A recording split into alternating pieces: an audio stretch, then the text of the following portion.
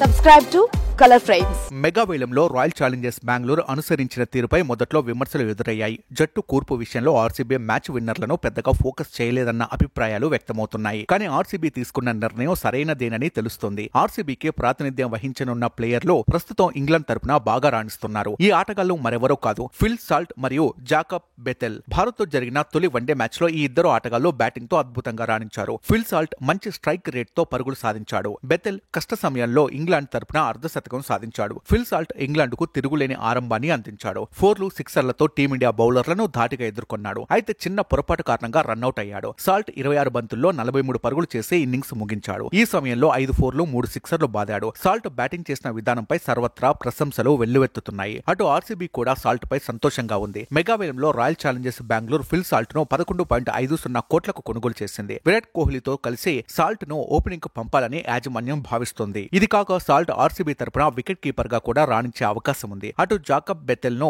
Mega వేలంలో 2.60 కోట్లకు కొనుగోలు చేసింది. ఇటీవల భారత్ తో జరిగిన టీ20 సిరీస్ లో జాకబ్ బెథెల్ విఫలమయ్యాడు. కానీ భారత్ తో జరిగిన తొలి వన్డేలో క్లిష్ట సమయంలో ఇంగ్లాండ్ తరపున అర్ధ సెంచరీ సాధించాడు. 64 బంతుల్లో 51 పరుగులు చేసి అద్భుత ఇన్నింగ్స్ ఆడి ఆకట్టుకున్నాడు. మరి త్వరలో ప్రారంభం కానున్న ఐపీఎల్ లో ఆర్సీబీ తరపున ఎలా రాణిస్తాడో చూడాలి. వీడియో మీకు నచ్చినట్లయితే ప్లీజ్ లైక్ చేయండి, షేర్ చేయండి, కామెంట్ చేయండి.